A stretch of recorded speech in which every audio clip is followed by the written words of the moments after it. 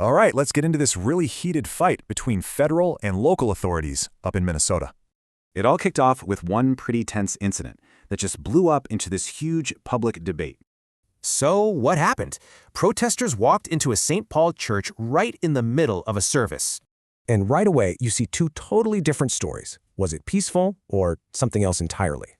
Now, Homeland Security says this isn't just a one-off thing. They see a much bigger problem here.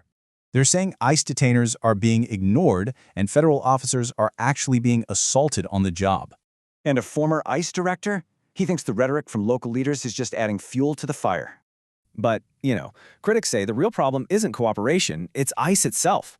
In fact, some lawmakers are calling for it to be torn down and completely rebuilt from scratch.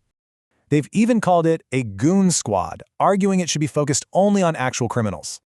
So DHS is using data to make its case that this lack of cooperation is dangerous.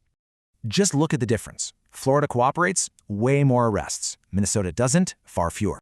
And get this number, 1,370. That's how many criminal illegal aliens DHS says are in custody. And we're not talking about small-time stuff. DHS alleges these include murderers and rapists.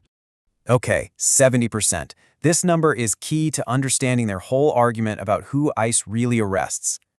They say 70% of those arrested have prior convictions. It's their counter to the goon squad claim. So you see, they don't just disagree on the solution. They can't even agree on the problem. It really boils down to this: cooperate with the system as is, or tear it all down. It really leaves you wondering, when they're at a standstill, who's actually in charge of public safety?